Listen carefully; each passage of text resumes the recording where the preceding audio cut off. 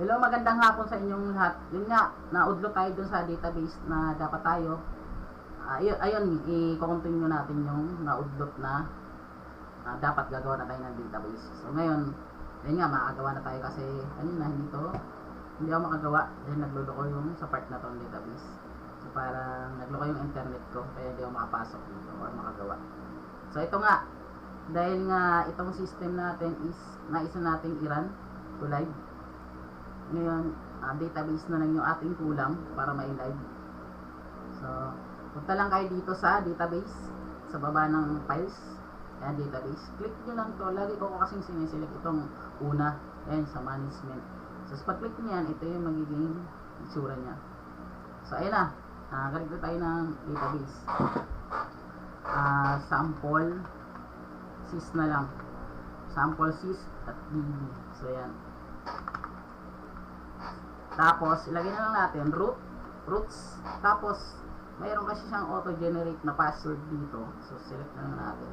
So, ito yung password na generate niya. I-copy na lang natin. So, pwede ka rin mag-create ng custom password, no? Pero sa akin, ang galing na lang sa kanila. Paste na lang natin dito. Ayan. So, click natin tong create. Ayan, pag-create na tayo ng database. Ito yan sa baba, sa pinakaunahan. Tapos, click lang natin tong enter php my admin para pumunta tayo dun sa database. Ayun, makikita mo. Tapos, import naman natin yung mga table. So, ito sa sample management. Nasa estilo ko. Click ko lang tong sample underscore management open.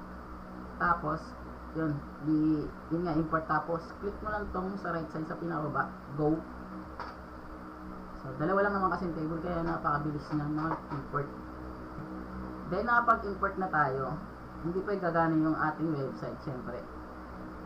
Need natin ikabit yung binigay niya na database, user, pati yung password. So, ngayon, saan natin to ilalagay? So, copy na lang natin to. So, saan ko siya ilalagay? So, instead sa live ko siya edit, sa local ko siya ilalagay. So, dito ko siya babaguhin sa local. Tapos, or sa Sublime. Tapos, ipupush ko siya sa, yun nga, ipupush ko siya gamit yung ating GitHub desktop, papuntang GitHub.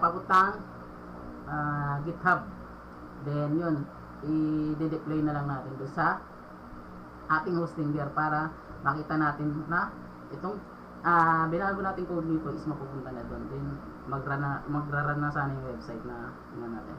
So, copy natin yung root. Copy natin yan. Tapos lagay lang natin dito. Yung password natin, ito yung kanina. Yung na-generate nya. Binigay ni Hostinger. Paste lang natin dito. Punta lang tayo dito sa login kasi naka-Ajax jQuery ako dito. Si Hostinger ay niya na kasama yung ito kasi sa localhost natin is kung ano yung pangalan ng natin, pinaka-folder natin, need niya pang isama dito. Pero sa live kasi pinapatanggal niya na ito yung pangalan ng folder natin. Ang tinutukoy ko dyan yung pangalan ng mismo folder natin dito sa ating dito, yan, pangalan ng folder talaga natin ng website o system, yan, pangalan ng folder natin yan. Tanggalin lang natin yan. Sorry, tapos yan. Tapos, once na natin, save lang natin. Ngayon, parang okay na. Yan. Pero, napansin ko lang kay Hostinger kasi trinay ko kasi kanina siyang i-run. So, hindi ako makapasok sa login. Hindi ako makapag-login. Ang nangyari pala is, kung ano yung spelling mo sa dito, ang problema kasi dito sa spelling niya. So, naka-caps lock kasi ako sa ito, yung sample class. Naka-caps lock yung S ko. Tinawag ko siya dito sa login na hindi. So, hindi caps lock, naka small letter yung aking S. So, hindi ako makapasok sa dashboard. So, naka 500 siya. So, need daw kung anong spelling mo dyan, dapat same na same yung spelling. So, lahat yan, i-save natin ang spelling, pati register, lahat ng connection, lahat ng class. Try natin yan. Ganun siya ka-sensitive. So, yan. Baguhin na natin lahat ng, so, yung, ang ano lang naman yung S. Yung ano. Login, so okay na. Register, row category. Tapos, yan yung ano natin. Kasi malaki yung S sa sample class. So ngayon, yan na nga, nabago na natin. Lahat. Nalagyan na rin natin ng connection. Tingnan natin, check natin yun. Ayan yung connection, yung binigay niya. Ngayon, syempre, i-ano ko na siya. Ayan yung mga changes na yun natin, no? Nakita niya na. Ngayon, ipupush ko na to kay GitHub. New commit. May commit na lang. May commit. Change. Commits. All changes.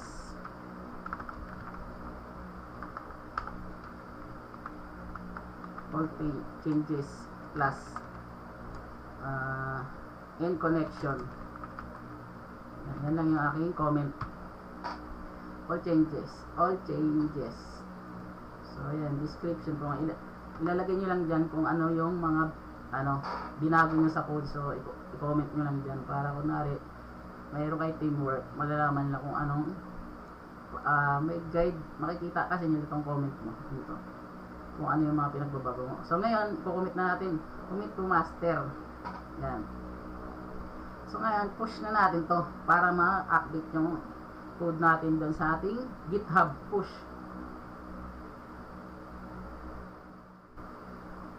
So, ang dami kasi. So, check natin yung ating GitHub. Refresh ko lang. Check ko muna dito sa config. So, yung connection. So, ayan, nabago, di ba? Ayan, nabago. Tingnan natin yung yan. Ayan, naging S, malaking S na. Yung add. Check muna natin lahat.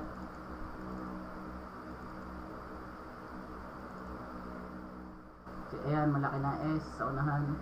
Malaki na yung S. Malaki na yung S. Ayan, malalaki na yung S. Check ko muna. So, ayan. Ngayon, okay na eh. Nabago na siya. Sa login, check ko muna. May hindi ata ako natanggal. Ayun, natanggal ko naman yung pangalan ng folder. So, ayan na. So, ngayon, check na natin sa live. So, paano natin i-check? Punta lang tayo ulit dito sa subdomain. Click natin yung subdomain. Hanapin natin yung create natin na subdomain na sample management. Sa ito. Copy lang natin yan or i-type mo na lang. Check natin. Boom! Ayan na. Nag-run na, di ba? Ito pa yung inano natin test. Hindi natin natanggal.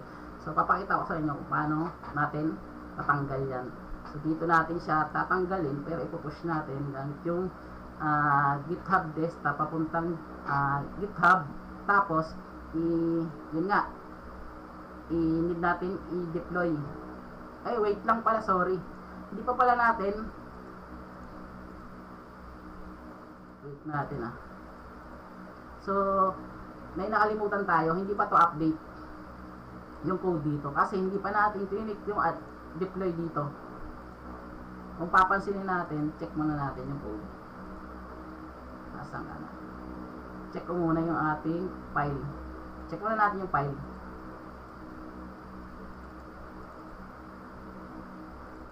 Sa sample management.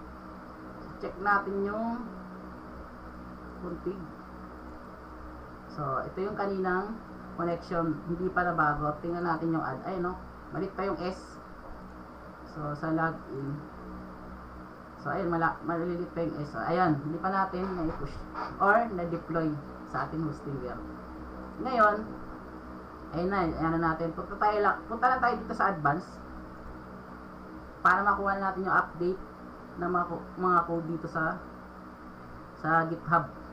So, kailangan update yung sa ating Hostinger na ang code din na galing sa GitHub. So, click lang natin tong advance. Tapos, click natin tong git. Then, click natin tong deploy para makuha natin yung update dito sa GitHub. Deploy, ito yung kulay green. Click. Sample manage, tama. Sample, ayan. Yes. Check natin. Ngayon, dito kung update na yung mga code.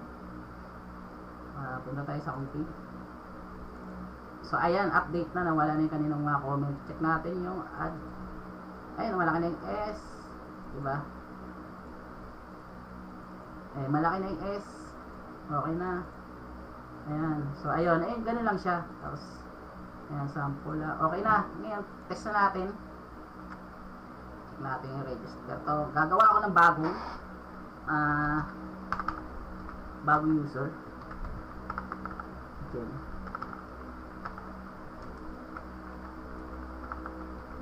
Tapos, anti-follow. Tapos, din. Ayan. Test lang natin ha. Kung okay na ba talaga yung live natin. 1, 2, 3, 4, 5, 6. So, ayun, nakapag-register na, diba? So, check natin kung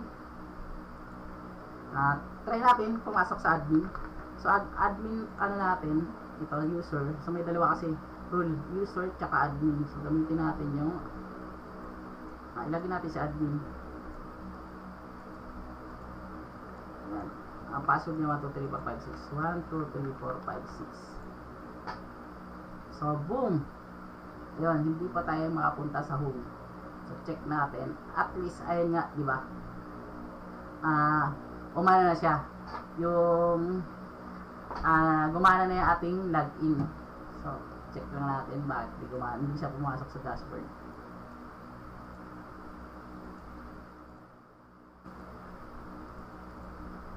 Na lang natin. So, at least, di ba? Gumana na yung ating, hindi lang siya pumasok sa ating home. Wait natin. Hanapin natin yung ating bakit hindi pumasok sa home. So, parang makikita ko na yung resulta. Kasi malit yung ating S. Diba? So, check natin. Sa user, admin to eh. Sa user, check natin sa user kung so, parang malit yung S sa user. So, yan. Home. Yun. Ayun yung problema niya. So, sensitive siya sa spelling, di ba? So, yun. Kapag, kung anong inano mo spelling dito, yun din dapat sa live. So, yan. Ngayon, pupush na naman natin. Ano to? Header. Edit. My header. Class. Edit. So, bahala na yan kung ano yan. Tapos, commit na ulit natin. Push. Push ko ulit. Papuntang GitHub. So, syempre, hindi pa update yung ating code dito sa Hostinger. Ngayon naman, sa kanya is, yan na naman natin. Click naman natin itong deploy para makuha natin yung update ng code galing sa GitHub. Ngayon, yun na nga. Refresh ulit natin. Test natin kung makapasok na tayo sa ating dashboard. Admin. As 1, 2, 3, 4, 5, 6.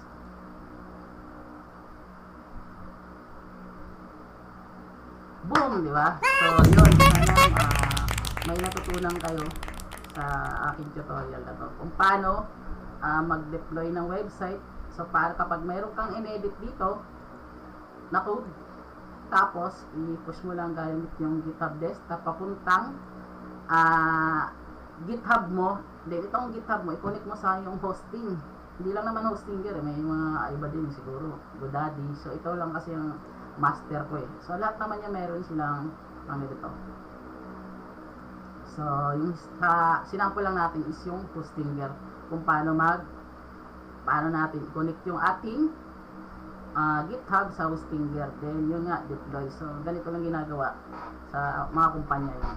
Para hindi na tayo pa, inano natin yung file natin, That's it. Tapos pag may update sa code natin, yan, upload ulit natin. Dito hindi na. So try natin ngayon tanggal itong testing code. Diba, may testing ay yung una nating code. So saan makikita yan? Sa ating index. So papakita ko sa inyo kung paano talaga.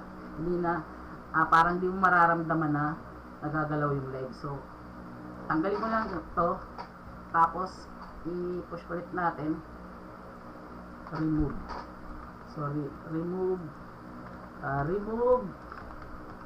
sample code. So na-remove ko siya, di ba?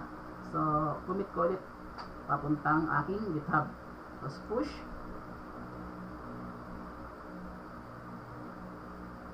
So tapos siyempre deploy, click naman natin yung deploy dito.